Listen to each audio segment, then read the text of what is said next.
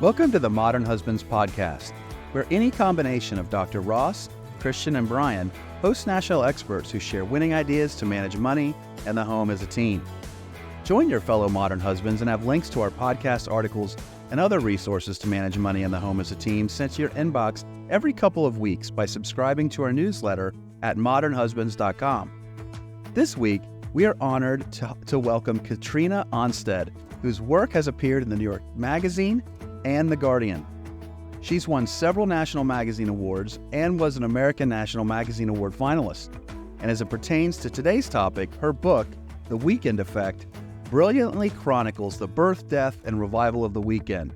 Katrina will share with us how to get our weekends back. Enjoy the show. Katrina, thanks for joining us. Oh, thanks for having me. Can you provide a history of where the weekend came from, just as context for today's conversation? Yeah, for sure. I mean, how far back do you want to go? It's a real question because, of course, the idea for time off during the week is biblical. It's rooted in Exodus, actually. This idea that we need a Sabbath, right? If you look at the Old Testament, the Pharaoh was making everybody carry the bricks, and God said, no, my people need one day a week of rest, one day a week where they're not just workers, but they're full humans and time to pray and time to gather.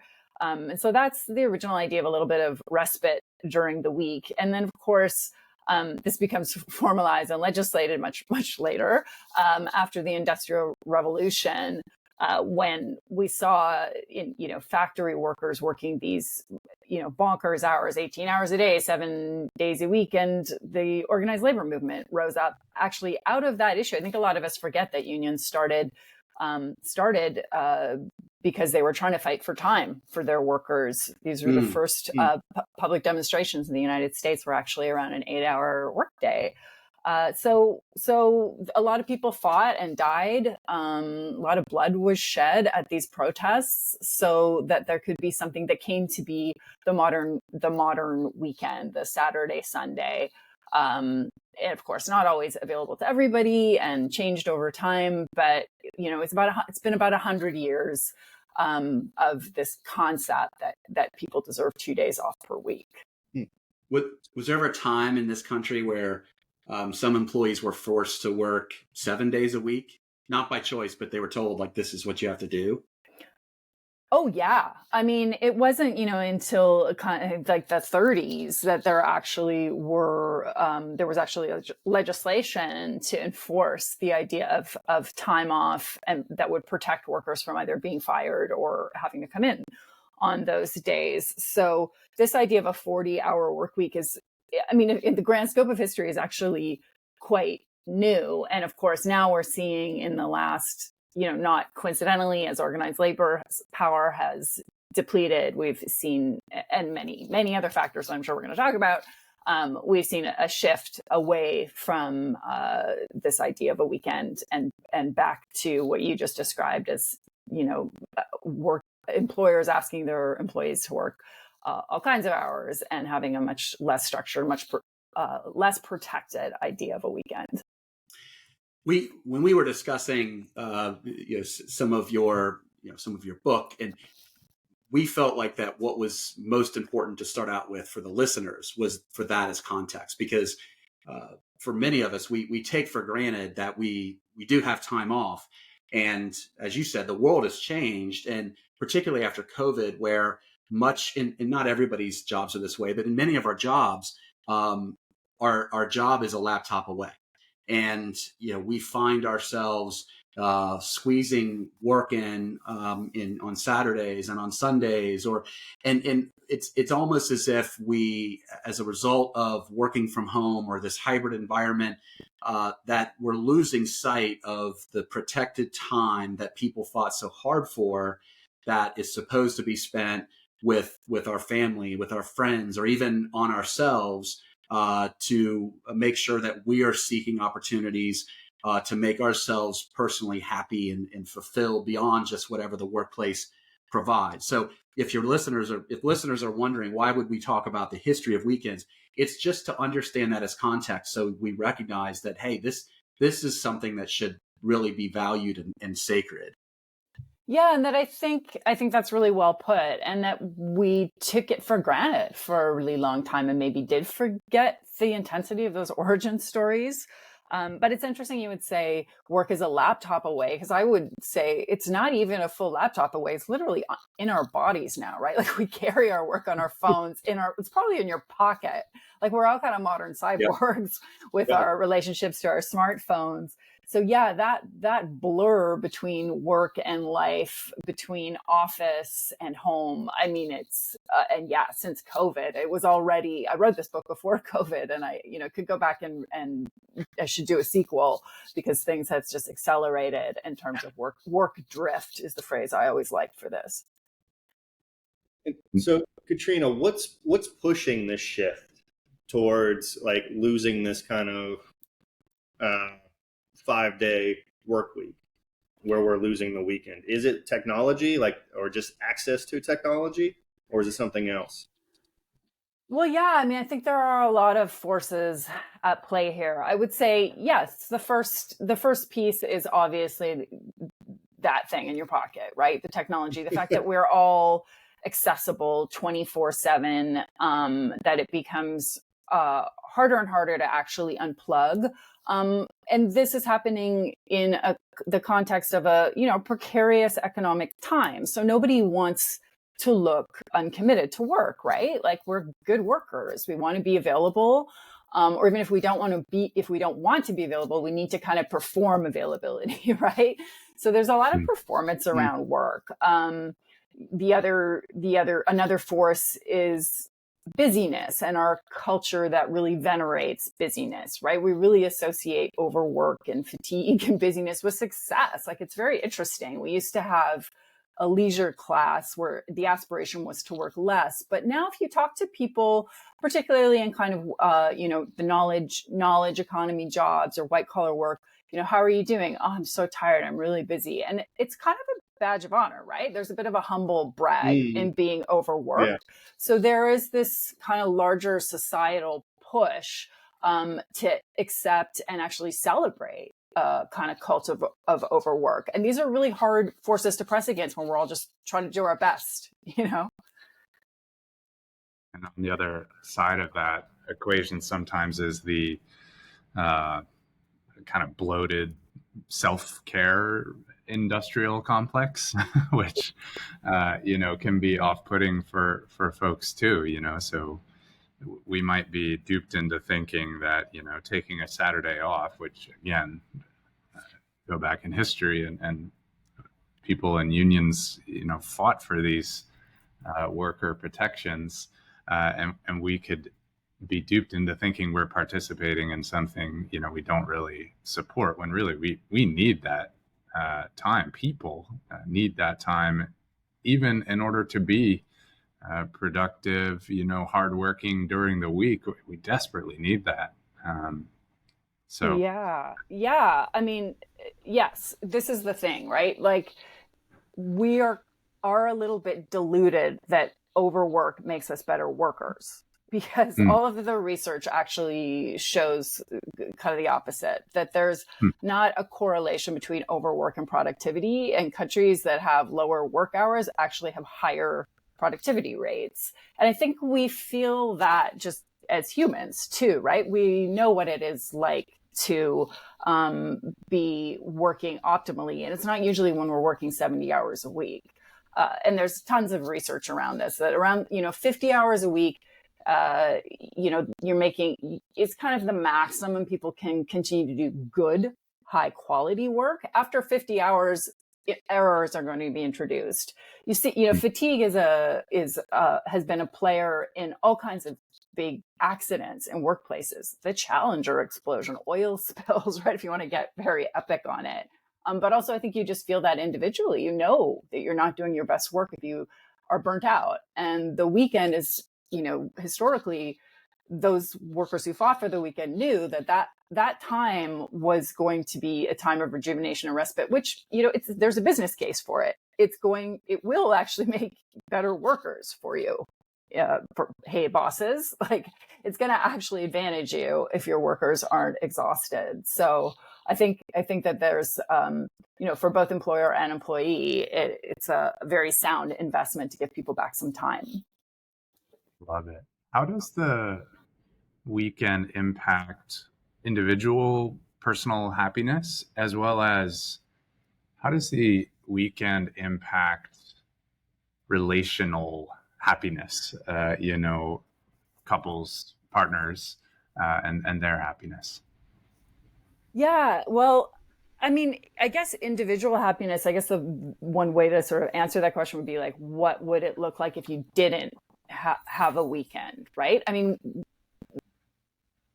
what makes people happy, despite what we might think, isn't like money and status. It really helps to have money. And there's obviously a threshold at which, if you're not having enough, you're going to be unhappy because you're not going to just be able to survive and thrive. But assuming you have like a decent income and a decent quality of life financially, then what? Is it more work, more money? No, right? In fact, this kind of cult of efficiency, this more, faster, better way of working in the world doesn't actually create happiness, right? To optimize your output doesn't actually make you happier. What makes you happier are things that require a little space and a little time, and like, namely connection with other people, a sense of value, of purpose, community, tending those relationships that are in your life. And all those things require time. So when people ask that question, like, well, how will it, affect my relationship? How could, what role does a weekend have in, engendering a better relationship? And like, it's making time for people. And I don't mean that in a kind of like cheesy, here's my red rose now where I rented a helicopter kind of way. I just literally mean that those basic human connections that we know are the engine of existence, right? That that deathbed scenario of someone in the hospital saying, I wish I'd worked more, does not happen. What they say is, I love you. I love these people around me, and I have been loved, and I have been a participant in the world. And you can't really do that if all you're doing in your spare time is working. And then I would say the other thing around relationships, and maybe for your listeners in particular, is there's something called the gender leisure gap, which I write about in the book, which I found really interesting, which is that some research has shown that men actually have more leisure time than women on weekends. That there's a little bit of it. There's, this gap in domestic labor between men and women has been closing in a lot of spaces. Yay, that's great. But, but overall, women still do the bulk of domestic work. And on weekends in particular, men are a lot better at protecting a little bit of space for themselves, it looks like say, this is my Saturday morning soccer game, which is amazing, right? Like that will give you all the things you want out of a good weekend. Social, play, physical exertion, maybe you'll hit the flow state, you'll be with your friends, all of that is great. So I would say if your partner is a woman, maybe just do a little audit and say, where is she getting that? Because if you can provide some space for your partner to not be filling her weekends with chores and, doing that kind of like pure active leisure, that I think that's husband of the year kind of move. So you're saying be a modern husband. Be a modern husband. Like just pay attention to, ask her what would be the equivalent of that. I know these are major cliches, and I do not want to say that everyone lives this way at all. But if this is happening in your house and you do have that fantasy football afternoon, then what's the thing that your partner could be doing that would provide her with that same kind of rejuvenation? If you're a first-time listener, be sure to check out previous episodes for more great ways to make your marriage stronger by managing money and the home as a team. For those of you who are regular listeners, please consider giving our podcast a rating and commenting. You can do so now or after the episode is over. Doing so actually helps quite a lot toward growing our audience. Now back to the show. So Brian and Bruce and I, most Saturdays and Sundays, actually, what we typically do, the three of us, is we each separately rent helicopters and get red roses. So Okay, that's also very legitimate. Very legitimate. But we might have to switch it up, because who knows if that's, that experience is fulfilling for our partners, What you brought up the fact that on the average men take more leisure time. One of the things that has come up quite a bit in trying to figure out how spouses can manage the home as a team is that it's really hard to have any kind of arrangement that's 50-50 because there's ebbs and flows in life, or there's some tasks that inevitably take more time than others during different periods of the year or whatever. And I heard someone say last week that really what you should strive for is an equal amount of downtime or leisure time, and that you should adjust your kind of work schedule outside and inside the home based on that, because there certainly are spouses who have, in one instance, one spouse might work 60-70 hours a week outside of the home, and the expectation wouldn't be for that spouse now to split the workload at home 50-50. It's not fair. So when you take a kind of a step back and look at how as a couple can you make sure that you each have around the same amount of downtime or leisure time, that is ultimately what's going to make you happier as a couple. That's probably easier to strive for. So I'm glad that you brought that statistic up. I think that's amazing. I mean, it's also, foundational in terms of emotional connection and where resentments build up when I think it feels like that balance is off. So yeah, I think that's a really good way of looking at it. So in your book, The Weekend Effect, you make the argument to reframe weekends as a whole. So why should weekends be framed in a similar way as vacation time or vacations? Right. Yeah. I think what I am always blathering on about is the idea that it's that our weekends are something we need to be really vigilant about. And I think people can be, not always, very protective of their vacation time, right? Like they want that, they look at that time as something important and tractable. They wait for it. Although I will say there's actually some research that suggests a lot of people don't even take their vacation time anymore. Like we're so deep in the cult of overwork that it's hard for people, so much vacation time goes unused. That is true. We wrote about that on modernhusbands.com and sent it out on our newsletter. And for folks that are our listeners, be sure to go to modernhusbands.com and subscribe to our newsletter. We send it out every couple of weeks, but unfortunately, most people actually do not take their full amount of PTO. Yeah, absolutely. Yeah. I'm guilty of that myself. I don't think in the past 6 years I've used all of my vacation time each year. Oh no, that's terrible. You have to take that vacation time. I know it's terrible. I know that theoretically, but like as you said, we're in this society of like you got to stay busy, you got to keep working.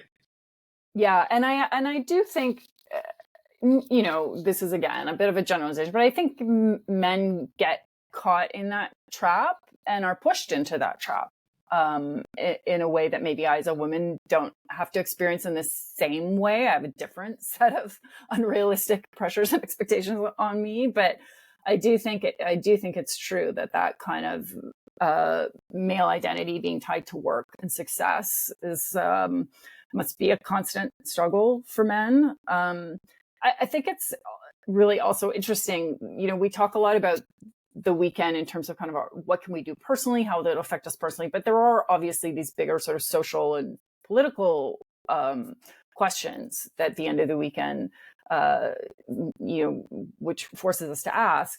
And one of them that I thought was so interesting is that the US doesn't even have a mandated vacation for full-time employees. It's the only industrialized nation that doesn't. Because I live in Canada. For your listeners, I'm in Toronto, so that really surprised me.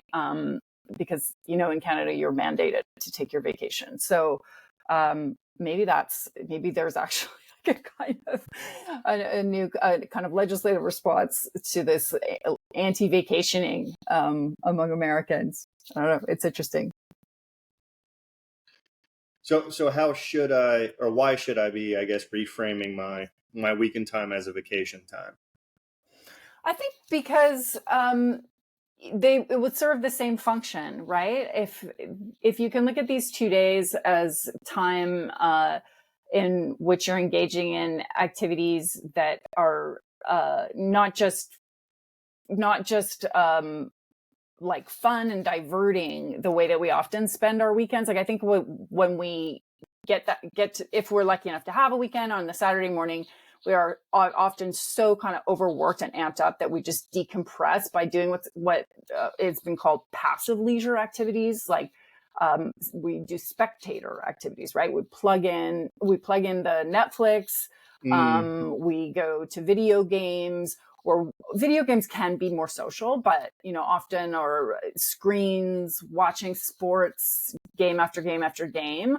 And they're very depleting. I don't think you would do that on your vacation, right? Like you would look to kind of cultivate something that was a little more active, and experience, learning something, doing something. So sort of tilting your focus towards a kind of vacation mindset of active leisure, the doing, not watching. I think that's a really quick kind of shorthand on a Saturday, if you're kind of looking at what you're going to be up to that weekend, saying, what's my balance here? Like, of course, sometimes you are just going to want to sit down and watch 10 episodes of The Office. I'm not saying that anybody on this call has done that, but perhaps I have. So, and that's fine, like every once in a while. But what's the balance of the weekend? Because we do not get the benefits of the weekend, that so-called weekend effect, if we're just doing those active leisure, those watching activities.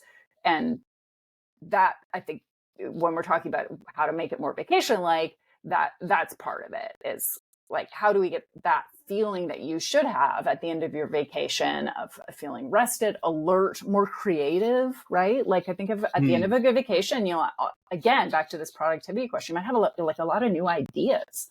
Big ideas come out of space and wandering, a mind that's kind of unleashed, even being a little bit bored sometimes on a vacation or on a weekend. A lot can happen, if our minds aren't overloaded.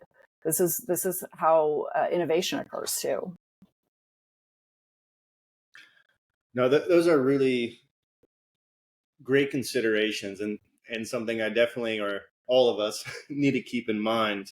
Do you have any other additional weekend happiness hacks for us so that we can actually truly relax on the weekend? Well, my book actually has a manifesto at the back with a little checklist of things that people could do. For me, one of them, and this might be of interest to your listeners with kids, is like, can we unparent a little bit? If you have children, how much of your weekend is being consumed by their activities? Of course, again, we love our kids. We want the best for them. I'm not suggesting we just put them in the basement and go do our thing. But is there any way to kind of pull back on the time investment to sort of look closely at what we're doing with our kids on the weekends? Because it's very easy for long chunks of time to go out of those precious 2 days towards schlepping the children from activity to activity. Can we lighten their calendars? The fact that kids even have calendars is such a strange phenomenon. And I think also very tied up with kind of the status stuff that we're talking about before. I think sometimes we think our children's childhoods have to be as optimized as our own work lives. But these are kids, and do they need to be in going from Spanish class to tap dance to soccer to, could we create a little openness on the weekend? So that's one of the things I always think is really worth investigating, where you can grab back that time The other one that I think we don't maybe talk about enough, if you're in an urban setting like I am, I think most of us in this call is nature. Getting into a green space is hugely rejuvenating for people. I love that. Yeah, and science really backs that up. And that, again, you don't have to take that helicopter that you already chartered for the date out to a remote island. This could just be as simple as going to a park and finding, a tree, a favorite tree that you want to sit under and just like unplug for half an hour, and get down to the shore if you have a shore where you live. Like these don't have to be big gestures. I think we're so, humans, we have a tendency to make a bigger deal out of experiences than we maybe need to, or to pay a lot of money to kind of curate. I think especially in this Instagram age, #weekend, maybe put the hashtag away, and just something cheap and local can be just as inspiring and provide just as much respite as the big gesture. Yeah, plus think of all of the budget openings we're getting right now just by scrubbing the helicopter and roses off. You know what I mean? That's a Exactly. lot of, Central Park hot dogs, between passages into the woods. I live in New York, Katrina, so There you go. This is perfect. We should wrap. Can you tell us where we can find your book, where we can find you and follow you, so that we and our listeners can follow you? Yeah, the book is called The Weekend Effect. It's available everywhere, I hope. I have a website, katrinaonstad.com. And I'm definitely going to get back on social media in a more active way, or my publishers are going to kill me. So I'm on all of the things. Yeah. Definitely check out Katrina's reporting for Toronto Life as well. I've been reading your reporting, separately from The Weekend Effect, and amazing work. Oh, thank you so much. And Katrina, we always end by asking the listener, or I'm sorry, the guest, is there like one piece of easily actionable advice that you want to provide our listeners? But before we get to that, because we talk so much about managing money and the home as a team, just real quick, do you think it's a good idea to leave the chores for the weekend, or do you think it's better to kind of scatter them out throughout the week? Yeah, actually, so the two things that suck up everyone's time on weekends are chores and screens and shop. Actually, sorry, okay, I'm going to start that again. The things that people do on weekends that take up time but are not satisfying are chores, screens, and shopping, right? So check out how much time you're spending on those three things. Chores, I think if you can get as much as you can done during the week, then you will be shocked by how much time you have left on the weekend. The other thing I would say is, if you're really exhausted, could you just not do them? Is that too shocking? I find that hard. I like a clean house, but every once in a while, I think I'm trying to train myself to like live with a little bit of mess, and that the payoff for that choice is a fuller life and time with friends and loved ones. So I think I would take the, dirty kitchen, and I would leave the dirty kitchen and take that time with my friends. But that said, I have definitely spent an entire Saturday reorganizing my medicine cabinet. So, you do your best. And what is that one piece of advice that you want to give our listeners if that's not it? I think it's vigilance. I think we can't really overstate how important it is for our well-being and for the well-being of our relationships, to find time outside of work, to take that time, to use it well, to be as good at our leisure as we all are at our labor.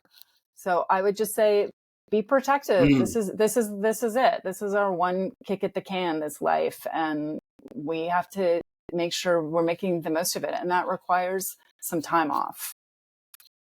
Be as good at our leisure as we are at our labor. What a great way to end the podcast. Thank you for joining us today, Katrina. What a great conversation.